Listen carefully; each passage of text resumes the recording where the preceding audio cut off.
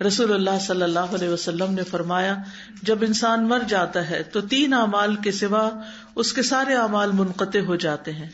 Number 1 صدقہ جاریہ، number 2 وہ علم جس سے فائدہ اٹھایا جائے، اور نمبر 3 نیک اولاد جو اس کے لیے بعد میں دعائیں کرتی رہے. تو اس نیک اولاد کی وجہ سے ماں باپ کے درجے آگے بھی بلند ہوتے ہیں.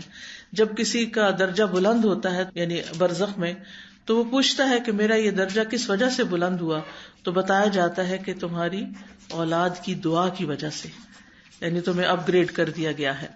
تو جہاں بچے خوشخبری ہیں، نعمت ہیں، اور آگے ہمارے لیے دین دنیا کی بھلائیوں کا ذریعہ ہیں، وہاں بچے ایک ذمہ داری بھی ہیں، ایسی ذمہ داری جن کے بارے میں سوال کیا جائے گا، اور یہ سوال والدین سے بھی ہوگا اور استادوں سے بھی ہوگا.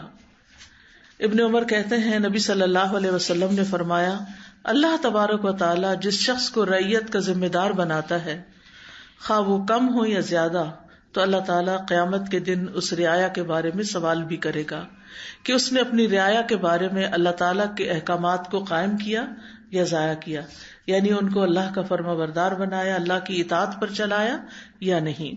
لیکن بچے والدین کے علاوہ استادوں اور باقی معاشرے کی بھی ذمہ داری ہوتے ہیں.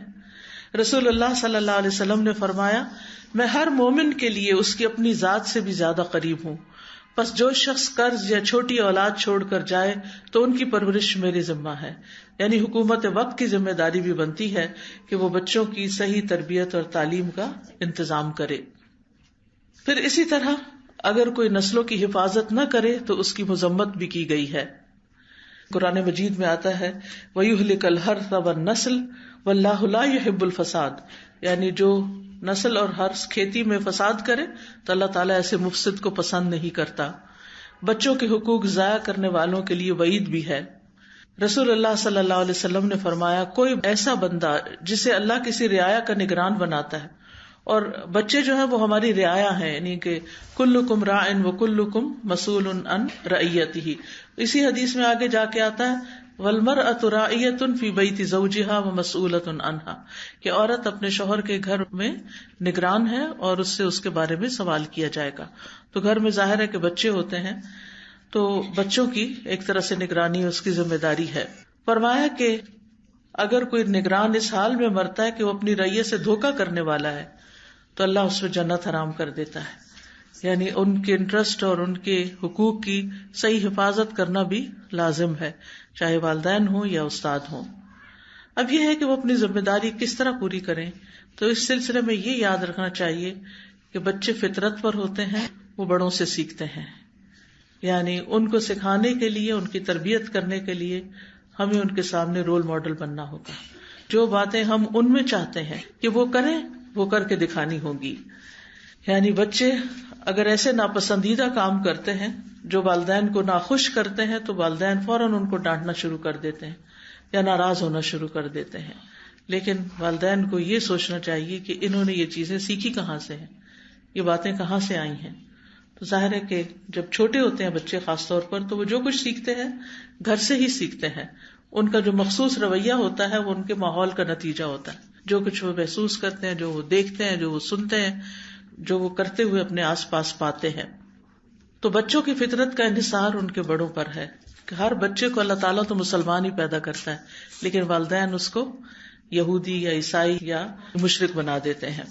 تو والدین اور استادوں کی ذمہ داری بنتی ہے کہ بچوں کے ذہن میں صحیح طور پر توحید کا عقیدہ جو ہے وہ راسخ کرے، جس کی مثال ہم حضرت ابراہیم علیہ السلام، حضرت اسحاق علیہ السلام، حضرت یعقوب علیہ السلام کے اندر دیکھتے ہیں کہ انہوں نے آخر دم تک اس چیز کی کوشش کی جس کی گواہی یوسف علیہ السلام کی وہ اسپیچ دیتی ہے جو انہوں نے جیل خانے میں ان 2 لوگوں کے سامنے کی جو ان سے خواب کی تعبیر پوچھنے کے لیے آئے تھے کہ واتبعت ملت آبائی ابراہیم واسحاق ویعقوب وما کان لنا ان نشرک باللہ.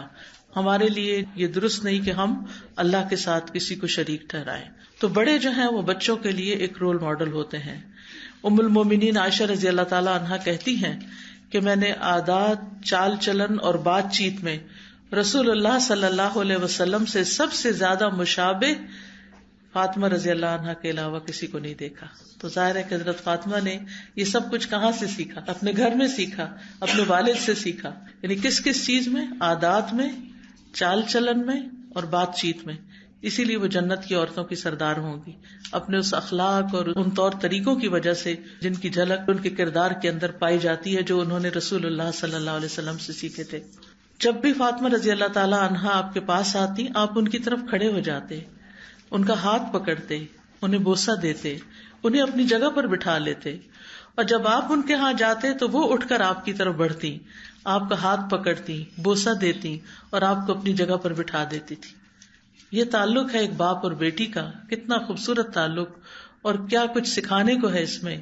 یعنی نبی صلی اللہ علیہ وسلم امت کے لیے تو شفیق تھے ہی، لیکن کس طرح اپنی اولاد کے لیے بھی شفیق تھے، اور شادی کے بعد بھی کتنی محبت کے ساتھ ان سے پیش آتے ہیں.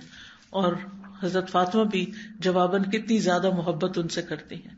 آج اکثر ماں باپ اس بات پہ پریشان ہوتے ہیں کہ ہمارے بچے منہ توڑ جواب دیتے ہیں، ہماری عزت نہیں کرتے، ہماری بات نہیں مانتے، بات نہیں سنتے، نماز نہیں پڑھتے. یعنی کسی بھی شخص کے پاس بیٹھ جاؤ تو اگر وہ بچوں والا ہے تو سب سے بڑا اس کی زندگی کا مسئلہ اس کے بچے ہی بنے ہوتے ہیں اور ان کی بدتمیزیاں اور بےہودگیاں. لیکن سوچنے کی بات یہ کہ انہوں نے یہ سب کچھ کہاں سے سیکھ لیا، یعنی کیوں وہ ایسے ہو رہے ہیں، اس میں ہماری طرف سے کیا کمی ہوئی ہے.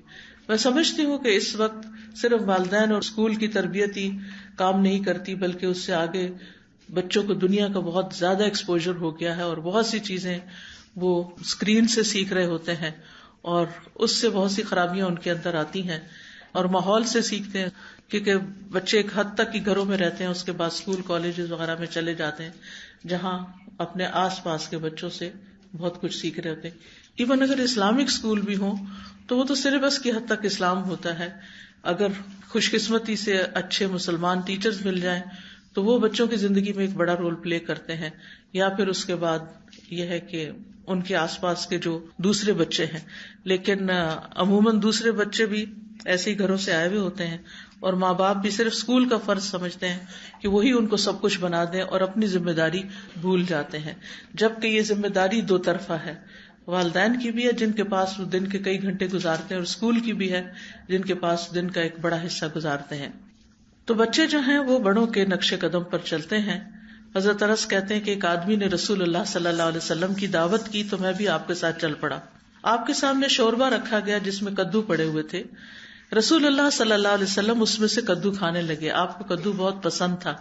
انس کہتے ہیں کہ جب میں نے یہ دیکھا تو میں کدو آپ کے سامنے کرنے لگا، میں نے وہ خود نہ کھائے تاکہ آپ کھا لیں، آپ کو پسند ہے. فرماتے ہیں کہ اس کے بعد میں ہمیشہ کدو پسند کرنے لگا. جو کھانا بھی میرے لیے تیار کیا گیا، جتنا بھی ہو سکا میں نے اس میں کدو کو ضرور شامل کر لیا، یعنی ہر ڈش میں وہ شامل کر لیا. تو اس سے آپ اندازہ لگائیں کہ صرف آپ کے ایک ایکشن کو دیکھ کر کہ کسی کی دعوت میں آپ کدو چن چن کے کھا رہے ہیں تو انہوں نے بھی زندگی بھر کے لیے اس کو اپنا لیا. وہ ایسا انداز ہوگا، وہ ایسی ادا ہوگی کہ حضرت انس رضی اللہ عنہ کے دل میں اتر گئی.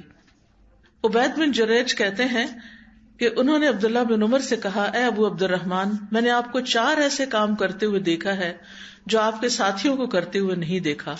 وہ کہنے لگے، اے ابن جریج وہ کیا ہیں؟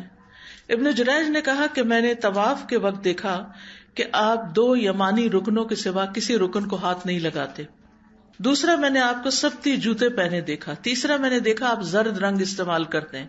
چوتھا، میں نے دیکھا کہ جب آپ مکہ میں تھے لوگ ذی الحج کا چاند دیکھ کر احرام باندھنے لگتے، آپ 8ویں تاریخ تک یوم تربیہ تک احرام نہیں باندھتے تھے. تو عبداللہ بن عمر نے جواب دیا کہ دوسرے ارکان کو تو میں اس لیے نہیں چھوتا کیونکہ میں نے رسول اللہ صلی اللہ علیہ وسلم کو یمانی رکنوں کے علاوہ کسی رکن کو چھوتے ہوئے نہیں دیکھا. سبتی جوتے میں اس لیے پہنتا ہوں کہ میں نے دیکھا کہ رسول اللہ صلی اللہ علیہ وسلم ایسے جوتے پہنے ہوئے تھے جن پر بال نہیں تھے، آپ انہی پر وضو کرتے تو میں بھی انہی کو پہننا پسند کرتا ہوں. زرد رنگ کی بات یہ ہے کہ میں نے رسول اللہ صلی اللہ علیہ وسلم کو زرد رنگ رنگتے ہوئے دیکھا، میں بھی اسی رنگ سے رنگنا پسند کرتا ہوں. اور احرام باندھنے کا معاملہ یہ ہے کہ میں نے رسول اللہ صلی اللہ علیہ وسلم کو اس وقت تک احرام باندھتے ہوئے نہیں دیکھا جب تک آپ کی اونٹی آپ کو لے کے چلنا پڑتی، یعنی 8ویں تاریخ کو. تو اب آپ دیکھیں کہ چاروں چیزوں میں وہ کیا بتاتے ہیں کہ میں کیوں کرتا ہوں، کیونکہ میں نے رسول اللہ صلی اللہ علیہ وسلم کو کرتے ہوئے دیکھا ہے.